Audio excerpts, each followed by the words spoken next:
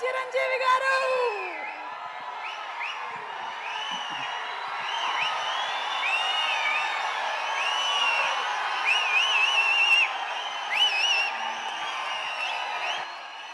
Thank you.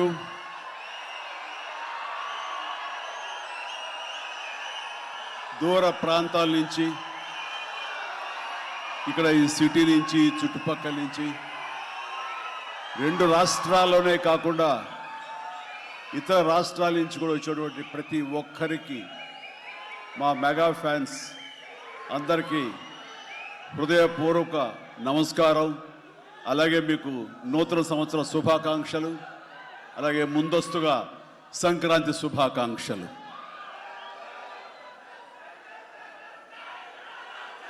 ఇక్కడ నా మిత్రుడు, సోదర సమానుడు, అత్యంత ఆప్తుడు వెంకీ, ఆయనతో చేయటం అన్నది నాకు చాలా ఎక్సైటింగ్ ఉంది. దాని గురించి తర్వాత మాట్లాడతాను. ముందుగా ఏంది వెంకీ సంగతి అంటే అదిరిపోద్ది సంక్రాంతి అని, ఏంది బాసు సంగతి అంటే మనదే కదా సంక్రాంతి అని, ఇరగదిద్దాం సంక్రాంతి అని అంటాం. ఇక్కడ ఈ సందర్భంగా ప్రత్యేకించి మనదే కదా సంక్రాంతి, ఇరగదిద్దాం సంక్రాంతి అనేది కేవలం మన శంకర వరప్రసాద్ గారిదే కాదు. ఈ సంక్రాంతి మొత్తం మన తెలుగు పరిశ్రమది అవ్వాలని మనస్ఫూర్తిగా కోరుకుంటున్నాను. అందరికీ డార్లింగ్, ఇందా మన అనిల్ చెప్పినా, ఎవరు చెప్పినా, ప్రభాస్ రాజా సాబ్ కానీ, అన్నయ్య అంటూ ఆప్యాయంగా పిలిచే నా తమ్ముడు రవితేజ సినిమా కానీ, అలాగే మా ఇంట్లో సరదాగా తిరుగుతూ చిన్నప్పటి నుంచి పెరిగినటువంటి శర్వానంద్, నారే నారే నడుమ మురారి కానీ, నాకు గురువుగా నన్ను భావిస్తూ నా శిష్యుడిగా ఉన్న నవీన్ పోలిశెట్టి, వీళ్ళందరి సినిమాలు కూడాను ఈ సంక్రాంతికి సూపర్ హిట్ అవ్వాలని, తద్వారా వాళ్ళకి విజయం లభించడమే కాదు, తెలుగు సినిమా పరిశ్రమకు, నిర్మాతలకు, బయ్యర్లకి వీళ్ళందరూ కూడా సుభిక్షంగా ఉన్నప్పుడే అదే నిజమైన సంక్రాంతి. ఆ సంక్రాంతి కావాలనే కోరుకుంటున్నాం, జరుగుతుందని ఆశాభావన వ్యక్తం చేస్తారు. అది మీరు ఇచ్చి తీరుతారన్నటువంటి ప్రగాఢ నమ్మకం అయితే నాకు ఉన్నది. ఈ 2026 సంక్రాంతి తెలుగు పరిశ్రమ మర్చిపోకూడదు. అలాంటి సంక్రాంతి మీరు మాకు ఇవ్వాలి. ఎందుకంటే ఇక్కడ ప్రతి cinema comedy genre, family genre తోటి, ఎంటర్టైన్మెంట్ జోనర్ తోటి పర్ఫెక్ట్ సంక్రాంతికి వచ్చే సినిమాలు ఇవన్నీ, సంక్రాంతికి నచ్చే సినిమాలు ఇవన్నీ. కాబట్టి ఈ సంక్రాంతి అన్ని సినిమాలు బాగాడతాయి అనుకుంటున్నాను. ఆడేలా చేసే బాధ్యత మీది. దయచేసి అన్న సినిమాల్ని థియేటర్కి వెళ్ళే చూడండి, థియేటర్లోనే ఆస్వాదించండి, అలాగే మీరు ఆశీర్వదించండి కూడాను. ఆల్ రైట్, ఇక అది ఆ పక్కన పెడితే, చాలా కాలం క్రితం మా దర్శకేంద్రుడు రాఘవేంద్ర గారు ఎప్పుడో మాట్లాడుతుండేవారు, బాబాయ్ నీకు అనిల్ రావుపూడి సినిమాలు ఎన్ని చూసావో తెలియదు కానీ అతని కామెడీ టైమింగ్ కానివ్వండి, అతను హుషారు కానివ్వండి, చూస్తుంటే నాకు మళ్ళీ మీతోటి అతను చేయగలిగితే ఆ ఇద్దరి కాంబినేషన్లో వచ్చేటటువంటి సినిమా అసలు వేరే లెవెల్లో ఉంటుంది. ఐ విష్ మీరు త్వరగా చేయాలని, కలవాలని నేను కోరుకుంటున్నాను. అది ఎప్పుడొస్తుందో ఏంటో తెలియదు. ఎన్నో సంవత్సరాల క్రితం అన్నారు, కానీ సరిగ్గా ఈ సంవత్సరం బిగినింగ్లోనే ఆయన చేతుల మీదగానే క్లాప్ కొట్టి ఈ సినిమా ప్రారంభించారు. అది ఆయన మనసులో మాట, ఇది పెద్ద సూపర్ హిట్ అవ్వాలి అని చెప్పేసి. ఎందుకంటే ఆయన కామెడీ లైక్ చేస్తారు. ఆయన సినిమాల్లో ఘరానా మొగుడు ఎంత విజయం సాధించిందో అలాంటి విజయం సాధించాలి ఈ సినిమా అంటూ ఆయన ఎన్నోసార్లు నాతో చెప్పుకుంటూ వచ్చారు. ఎన్నోసార్లు సెట్కి రావాలి నన్ను పిలవేయడం కూడా మరి అడిగారు, మనమే పిలవలేదు. ఆయన ఎవరైనా హీరోయిన్లు ఉన్నప్పుడు మాత్రం వస్తాను, ఏదైనా హుషారుగా వస్తుంది అంటుంటారు ఆయన. అది కుదరలేదు ఎందుకో. బట్ ఏమైనా సరే ఈ సినిమా కథ కుదిరింది అని సంక్రాంతికి వస్తున్నాం తర్వాత అనిల్ రావుపూడి నా దగ్గరకు వచ్చి కథాంశం చెప్పినప్పుడు చాలా బాగుంది, ఫ్యామిలీ టచ్ ఉంది, సెంటిమెంట్ ఉంది, చిన్నపిల్లలతో నాకు అటాచ్మెంట్ ఉంది, చాలా హృదయంగా ఉంది, హార్ట్ టచింగ్ సీన్స్ ఉన్నాయి. ఇలాంటి సినిమాకి ఆ కామెడీ జోనర్ సినిమా కలిస్తే కనుక నీ స్టైల్లో చాలా బాగుంటుంది. నాది ఒక ఎస్పీజీ క్యారెక్టర్ కాబట్టి ఇది నేను కొంచెం వైవిధ్యంగా డిఫరెంట్గా చేస్తే కనుక డెఫినెట్లీ బాగుంటుంది, డిజైన్ చేద్దామంటే అస్సలు వైవిధ్యం వద్దండి. మీరు ఏ సినిమాలు అయితే గతంలో చేశారో, ఏ దొంగ మొగుడు, ఘరణ మొగుడు, రౌడీ అల్లుడు, అన్నయ్య, ఇలాంటి సినిమాలు ఏవైతే ఉన్నాయో, ఇది చంటబ్బాయి, నాకు అలా ఉంటే చాలు. ఎందుకంటే అలాంటివి అప్పట్లో జనం చూశారు, వాళ్ళందరూ ఇప్పుడు చాలా పెద్దవాళ్ళు అయిపోయారు, వాళ్ళకి అది గత స్మృతులు, చాలా తీపి జ్ఞాపకాలు. ఇప్పుడున్న జనరేషన్ మీరు అవి ఎలా చేస్తారో కూడా వాళ్ళకి వాళ్ళకి ఏమీ తెలియకపోవచ్చు. కానీ అది ఇది తెలిసిన మధ్యలో పుట్టి మాలాంటి వాళ్ళం అది మళ్ళీ ఈ జనరేషన్ గుర్తు చేసి మీరంటే ఏమిటో తెలియచెప్పాలన్న నా ప్రయత్నానికి మీరు చెయ్యాలి. ఆ విధంగా నేను అన్నందుకు ఐ థింక్ ఓకే. ఇంకా అలా చేయటం అంటే కనుక అది నా కేక్ ఒకటే. మీతో అలా చూడాలి నా కోరిక అంటూ ఎప్పుడెప్పుడు సినిమాల్లో ఏమేమి సీన్స్ ఉన్నాయో అవన్నీ కూడా పొందుపరిచి ఒక క్యాప్సూల్లా చేసి ఆయన దాన్ని ఫోన్లో పెట్టుకునేవారు. ఏదైనా ఒక సీన్ ఉంటే కనుక ఈ సీన్ని ఈ సినిమాలో ఉన్న ఈ కామెడీ టైమింగ్ తోటి దీన్ని కన్సీవ్ చేశాను, అలా మీరు చేయాలని. అండ్ ఈ సీను ఈ సినిమాలో ఫలానా సినిమాలో ఘరణ మొగుడులాగా ఇలాగా వైఫ్ తోటి మీరు కన్సీవ్ చేసి అలా చేయాలంటూ చాలా చక్కటి హోంవర్క్ చేసుకుని నా బాడీకి నాకు ఏది కంఫర్టబుల్లో ఆ విధంగా తను ఆ సీన్స్ని కన్సీవ్ చేసుకుంటూ చాలా చాలా సరదాగా చేసుకుంటూ వచ్చాం. ఈ సినిమాలో నవీన్ మన అనిల్తో చేయటం అనేది నాకు ఒక చక్కటి ఎక్స్పీరియన్స్. అంటే ఈ ఎక్స్పీరియన్స్ ఎలాంటిది అంటే సినిమా షూటింగ్ అయిపోయిన ఆఖరి రోజున చాలా ఎమోషనల్గా ఫీల్ అయ్యాను నేను. ఎందుకంటే ఏదైనా ఒక సినిమా అయ్యిందంటే అబ్బా చాలరా అయిపోయింది, ఇంక చాలు, గుమ్మడిగా కొట్టేస్తారు, ఇంక మనం వేరే సినిమా షిఫ్ట్ అయిపోవచ్చు అన్న ఆ మూడ్లో ఉంటాం. కానీ సినిమా అయ్యే రోజున ఆఖరి రోజు అయితే కనుక నేను ఈ కాలేజీ వదిలేసి వెళ్ళిపోయి ఆఖరికి చూడండి ఫేర్వెల్ పార్టీ అప్పుడు అందరూ ఒకళ్ళొకరు ఎమోషనల్గా ఉంటారు. వేరే మళ్ళీ ఎప్పుడు కలుస్తారో ఎలా కలుస్తారో తెలియని పరిస్థితి. అలాంటి ఎమోషన్ ఎందుకో లోనయ్యాను. అది నాకు ఎప్పుడు అంతకుముందు అనుభవంలో రాలేదు, ఎప్పుడు లేదు నాకు. అలాంటి ఫీలింగ్ వచ్చింది. అనిల్ ఏంటంటావు అనిల్ అని. ఏమో సార్ నాకు అదే ఫీలింగ్ ఉందండి అని. ప్రతిరోజు ఒక ఎక్స్కర్షన్కి వెళ్ళినట్టు, ప్రతిరోజు ఒక పిక్నిక్ వెళ్ళినట్లుగా సరదాగా జరుగుతూ మార్నింగ్ 9 నుంచి 8 నుంచి ఈవినింగ్ 7:30, 8 వరకు కూడా ఎంత చక్కగా సరదాగా జరిగిందంటే నాకు ఎప్పుడు ఇంత బాగా జరిగిందంటే మరీ పూర్వం ఆ రోజుల్లో అది గుర్తుకొచ్చింది. కానీ ఈ మధ్యకాలంలో ఇంత సరదాగా ఎంత హుషారుగా జరిగిన సినిమాలు అయితే నాకు ఇది చేయలేదు. దానికి ప్రధానమైన కారణం సీన్ కానివ్వండి, అది మేము చేసే విధానం అయితే ఉండొచ్చు, కానీ మా చేత నడిపించిన విధానం, అందరినీ అంత సరదాగా పెట్టినటువంటి అట్మాస్ఫియర్ క్రియేట్ చేసినట్టు ఇది కేవలం అనిల్ రావిపూడికి మాత్రమే చెందుతుంది. అండ్ ఎక్కడ ఏది టైం తెలియనివాడు, ప్రతి ఒక్కరిని on the screen off the screen హుషారుగా ఉంచుతాడు. ఇలాంటి డైరెక్టర్లు దొరికితే కనుక ఎవరైనా సరే ఇలాంటి క్యారెక్టర్స్ చాలా ఈజీగా చేసేయగలరు. అండ్ మరీ ముఖ్యంగా అనిల్ రావిపూడి గురించి నేను చెప్పాలనుకున్నది, ప్రతి ఒక్కరు కూడా తెలుసుకోవాల్సింది ఏంటంటే ఈ సినిమా ఆల్రెడీ సూపర్ హిట్ అయిపోయింది. ఏ రకంగానంటే బడ్జెట్ పరంగా విత్ ఇన్ ది లిమిట్, అలాగే డేస్ పరంగా అనుకున్న దానికంటే తక్కువ రోజుల్లో ఇది అత్యద్భుతంగా తీయగలిగాడు. ఒక సినిమా సూపర్ హిట్ అయిందని ఎలా చెప్పగలవంటే డైరెక్టర్ మొత్తం తన గ్రిప్లో ఉంచుకుని అది బడ్జెట్ దాటనివ్వకుండా విత్ ఇన్ ది టైం చేయగలటం అనేది ఆ సినిమాకి అది మొదటి సక్సెస్. ఎన్ని సినిమాలు ఈ రకంగా ఉన్నాయో చెప్పండి అంటే చాలా తక్కువగా మనం లెక్క పెట్టుకోవాలి. ఆ రకంగా ఇది మొదటి విజయం సాధించింది. రెండో విజయం రేపు 12వ తారీఖున ప్రజల ముందు మీరు నిర్ణయిస్తారు ఎంత ఘన విజయం మీరు మాకు ఇస్తారు అన్నది. ఇక ఈ సినిమా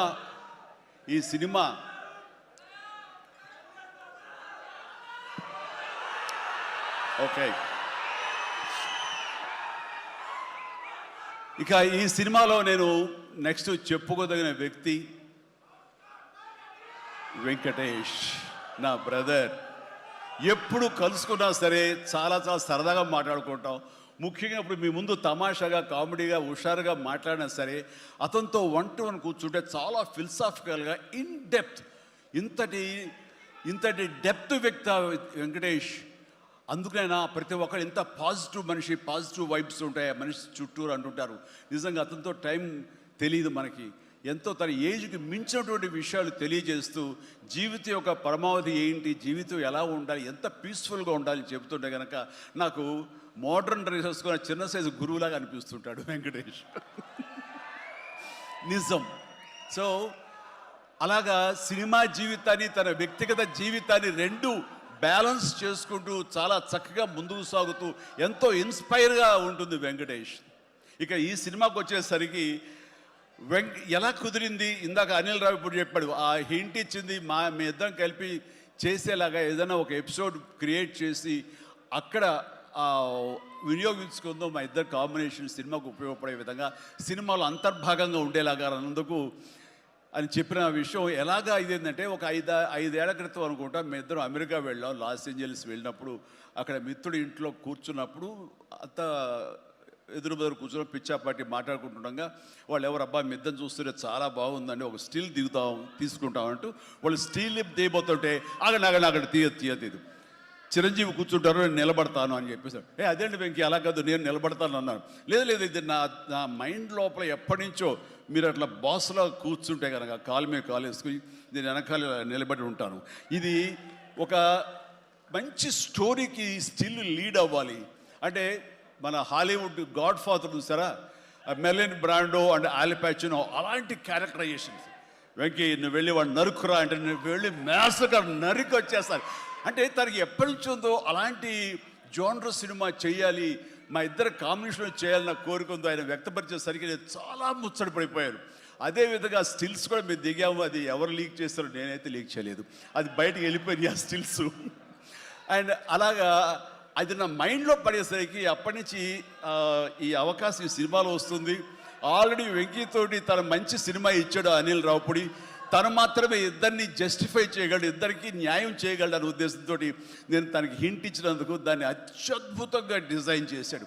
ఎలాగంటే ఇద్దరు దీంట్లో చెప్పలే లీక్ చేస్తాను భయంగా ఉంది, ఎందుకంటే ఇలా వదిలేస్తే మొత్తం స్టోరీ అంతా డైలాగ్ చెప్తాను నేను, అది బాగుండదు, మీకు అక్కడ థియేటర్లో చూసి ఎంజాయ్ చేయండి, అంత బాగుంది. అయితే వెంకితోటి నేను సినిమా షూటింగ్ చేస్తాను లేదు, ప్రతిరోజు ఇద్దరు పిచ్చిగా చేసావు, ఎంత ఎంజాయ్ చేసావంటే మీకు వీళ్ళు సినిమా యాక్టింగ్ చేసేట్టు ఉండదు, ఇద్దరు కలిపి అల్లరి కుర్రవాళ్ళలాగా ఆ సెట్లో చేసావు, అదే క్యాప్చర్ చేశాడు, అది బాగా పండుతుంది. రేపు మీరు కూడా థియేటర్స్లో దాన్ని మీరు ఆస్వాదిస్తారు, డెఫినెట్గా ఎంజాయ్ చేస్తారు. And definitely I mean last phase వచ్చేసరికి సినిమా ఎక్కడికో లేచిపోతుందంటలో ఎలాంటి సందేహం లేదు. అండ్ ఆ రకంగా ఈ సినిమాకి తన వంతు పార్ట్గా, తన వంతు బాధ్యతగా తను ఒప్పుకున్నందుకు, మేము అడిగినందుకు తను ఒప్పుకున్నందుకు ఈ సినిమాకి పూర్తి స్థాయి న్యాయం చేసి ఈ సినిమా మరో లెవెల్కి చేరుకోవడానికి దోహదపడిన వెంకటేష్కి మనస్ఫూర్తిగా సభాముఖంగా నా ధన్యవాదాలు చెప్తాను. ఏంది వెంకీ అంత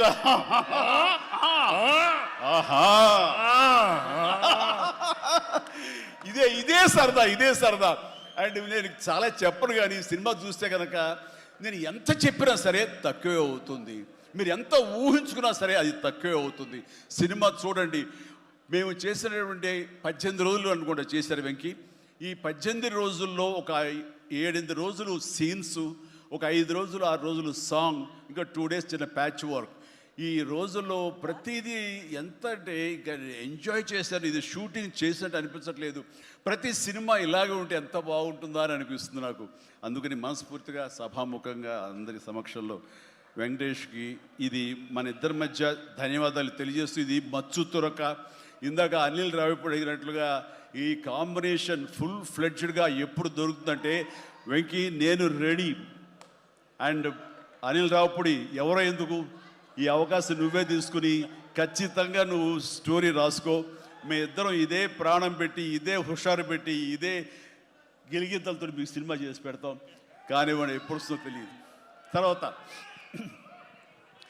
అలాగే నయనతార ఈ సినిమాలో ఏం చేశాడో, ఎలా ఒప్పించాడో కానీ మన అనిల్ రావిపూడి అంతకుముందు 2 సినిమాలు చేశాను, తెలుగు గాడ్ ఫాదర్ కానివ్వండి, లేకపోతే సైరా కానివ్వండి. ఆ సినిమాలో తను చాలా గుమ్మరంగా ఉంటుంది, తన పని చేసుకుంటుంది, డిగ్నిఫైడ్గా ఉంటుంది, వెళుతుంది. కానీ మళ్ళీ అసలు ఈ సినిమాలు అయితే ఎంత సరదాగా కలిసిపోయిందో, ఓ ఫ్యామిలీ గర్ల్ లాగా మాతో కలిసిపోయి మా కుటుంబ సభ్యురాల్లాగా తను ఉండి ఎంత సరదాగా చేసిందో. నేను అన్నాను, ఏంటి అనిల్ ఏం చేసిందో, ఏం మాట్లాడావు, ఏం కన్విన్స్ చేసావు, తను ఇవన్నీ ఒప్పుకోవడం ఏంటి, ప్రమోస్కు రావడం ఏంటి, అడగగానే తను చాలా రెచ్చిపోయి అసలు నయనతార నుంచి కొత్త నయనతారలా కనబడి చేసావు, ఏం చేసావంటే అడగండి సార్ కొనుక్కొని అంతే. అంటే నా ఉద్దేశం అటు ఇటు తిరిగేదిరా. ఏం చేశాడో తెలియదు కానీ డెఫినెట్లీ ఆ అమ్మాయి అంత ఇష్టపడుతుంది. అండ్ నయనతారని అంత ఇదిగా గుడ్ హ్యూమర్లో పెడతాడు, సరదా కబుర్లు చెప్తాడు. అండ్ తను పని చేసుకుని సీరియస్గా ఉండే మనిషి కాదు కాబట్టి వాళ్ళు కూడా అంత ఇదిగా లైక్ చేస్తారు. కాబట్టి తను ఏది అడిగినా వెంటనే ఎలాంటి ఇన్హిబిషన్ లేకుండా వాళ్ళు ఒప్పుకుంటారు. అదే జరిగింది, అంత గుడ్ హ్యూమర్లో పెట్టాడు కాబట్టి ఈ సినిమాకి అమ్మాయి యాడెడ్ అట్రాక్షన్ అయ్యింది.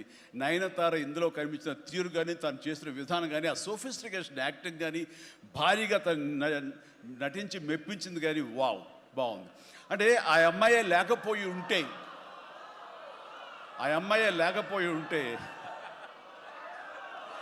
వావ్,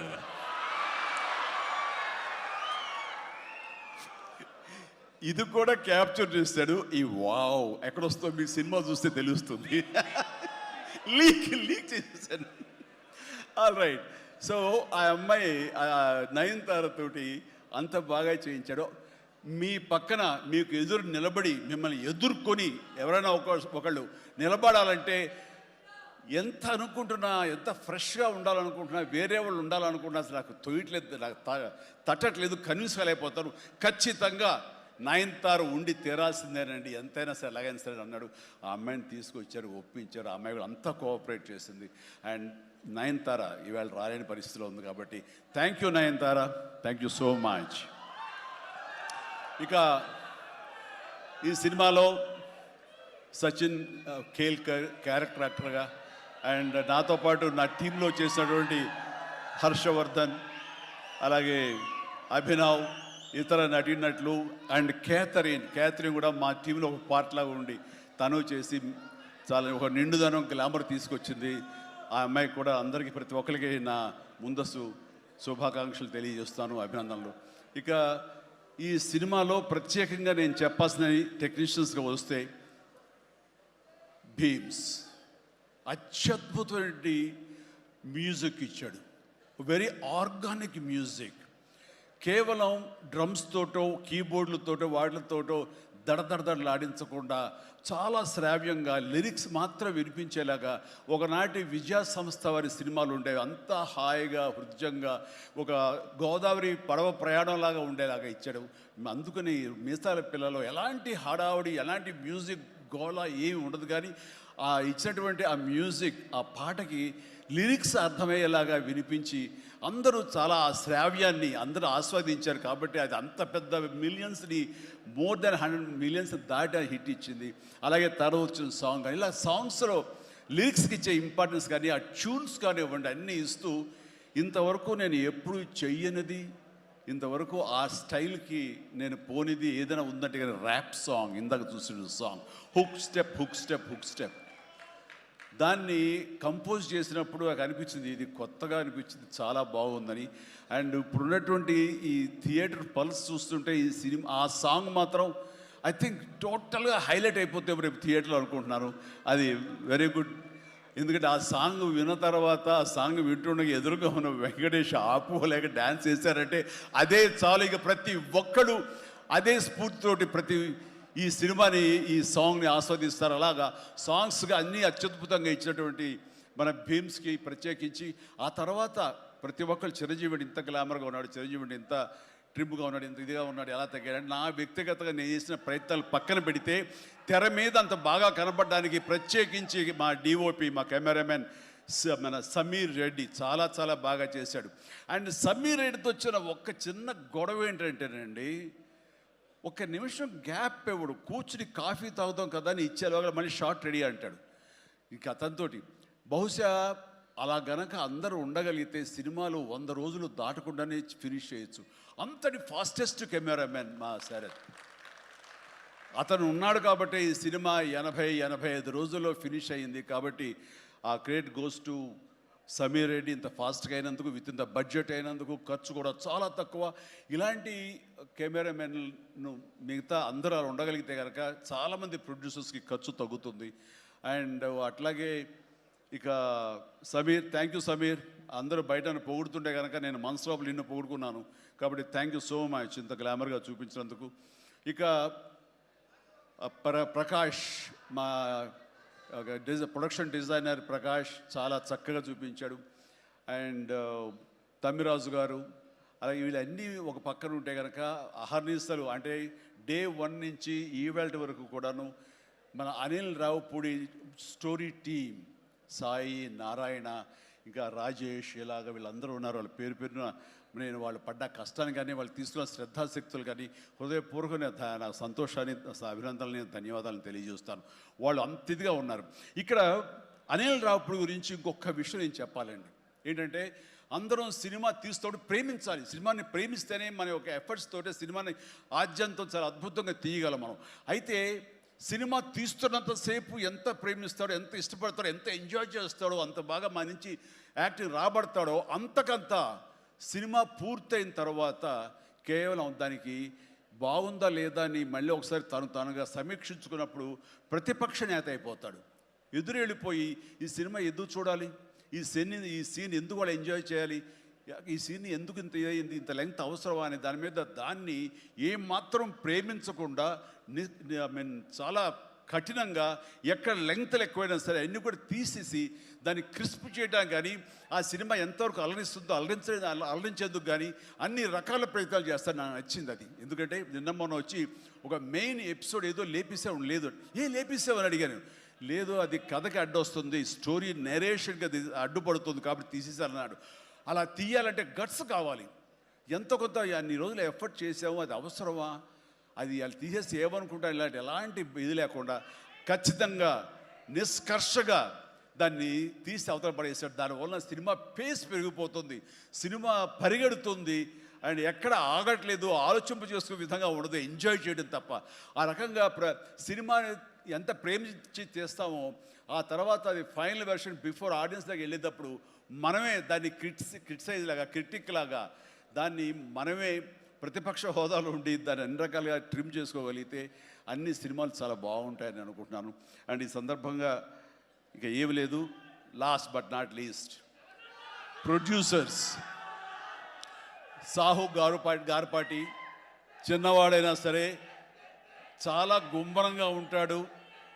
ఎంతసేపటికి ఆ వర్క్ మీద తన ఇన్పుట్స్ ఏమి ఇవ్వాలనే దాని మీద ఆ ప్రయత్నాలు చేసుకుంటూ చాలా క్వైట్గా ఉంటాడు. ఎక్కడ కూడా ఏ రోజు కూడా ఏంటిది జాప్యం ఏంటి, లేట్ ఏంటి అనేది ఏమి లేకుండా అంత కంఫర్టబుల్గా మా అందరికీ ఏర్పాటు చేశారు. దానికి ఆయన ఎఫర్ట్స్ కానీ, ఆయనకున్న ఆ లిటిల్ ఎక్స్పీరియన్స్లో తనకు ఉన్నదానికి దీనికి మనస్ఫూర్తిగా సాహు ప్రత్యేకించి నా హృదయపూర్వక ధన్యవాదాలు. మంచి ప్రొడ్యూసర్ని నాకు అందించినందుకు మీకు నా ధన్యవాదాలు తెలియజేస్తాను. అండ్ అలాగే ఇంకా నా బిడ్డ సుష్మిత, తను ఈ సినిమా నేను చెయ్యాలి, ఈ పరిశ్రమ రావాలి అనుకున్నప్పుడు ఈ పరిశ్రమ ఖచ్చితంగా ఆదరిస్తుంది అని అనుకున్నప్పుడు ఒకటి మీరు కష్టపడి పనిచేస్తే కనుక ఇక్కడ రిజల్ట్ బాగుంటుంది, ఇక్కడ ఖచ్చితంగా మీకు ఆదరణ లభిస్తుంది, మీరు సక్సెస్ అవుతారని చెప్పినప్పుడు కష్టం అనేది నేను చిన్నప్పుడు ఇంట్లో చూశాను. అలాంటి నేను కష్టపడడానికి ఏమాత్రం నెరవను, ఏమాత్రం బెదరను, ఖచ్చితంగా చేస్తానంటూ ఈ సినిమా తనతోటి చెయ్యమ్మా, ఇద్దరు కలిపి చాలా మంచి కాంబినేషన్ అవుతుంది అనుకున్నప్పుడు ఆ సాహు గారపడి తను బెస్ట్ కాంబినేషన్లో ఈ సినిమాని చేసి ఈ సినిమాలో ఒకసారి అయ్యో ఎందుకు ఇంత కష్టపడుతుంది, ఇంత కష్టం అవసరమా నాకు అనిపిస్తుంది తండ్రిగా. కానీ ఒక బిడ్డగా కేవలం ప్రొడ్యూసర్గా నేను మా నాన్నని, మా హీరోని నేను ఇంప్రెస్ చేయాలి, ఆయన ద బెస్ట్ నేను ఇవ్వాలి ఈ సినిమా అంటూ తను కూడా ఈ సినిమాలో ఒక మామూలు టెక్నీషియన్ లాగా, మామూలు ప్రొడ్యూసర్ లాగా తనంత కష్టపడి చేసింది. నేను ఒకటే సంతోషిస్తాను, తనకి అన్ని విధాలుగా అన్ని కంఫర్ట్స్ ఉన్నాయి, అన్ని రకాలుగాను తను ఈ సినిమాలు చేయాల్సిన అవసరం లేదు. తన ఫ్యామిలీని చూసుకుంటుంటే కనుక గడిచిపోతుంది ఈ జీవితం అంతా. కానీ అలా కాదు, నేనేదో సాధించాలి, నువ్వు సాధించి చూపించావు, లైఫ్లో ఎంతోమంది మార్గదర్శకంగా ఉన్నావు, అలాంటి నిన్ను ఆదర్శంగా తీసుకుని మేము ప్రూవ్ చేయాలి అనే దాంట్లో ఉంది. అండ్ అలా చేస్తూ ఈ రోజున ఈ సినిమా డెఫినెట్లీ హిట్ అవుతుంది. ఇలాంటి గర్వకారణమైన సినిమాని తండ్రిగా నాకు గిఫ్ట్ ఇచ్చినట్టుగా తను భావిస్తుంది. ఆ సంతోషం తను పొందుతున్నాను నాకు తెలుసు. అండ్ అలాగే కాకుండా ఈ రోజున ఈ పరిశ్రమలో నాకు చేదోడు వాదోడుగా ఉంటూ, నాకు భుజం కాస్తూ, అన్ని రకాలుగా నాకు అండదండలు అందిస్తూ, నాకు మరో బిడ్డ ఈ అనిపిస్తూ, అండ్ ఇంటికి పెద్దదైనందుకు ఆ పెద్దరికాన్ని తను సొంతం చేసుకుంటూ నాకు అన్ని విధాలుగా చేదోడు వాదోడుగా ఉంది. అది థ్యాంక్ యూ పాప. అందరి ముందు ఇటు పక్కన అమ్మ, ఇటు పక్కన ఉంది. ఇది రామ్ చరణ్తో పాటు నాకు మరొక బిడ్డ.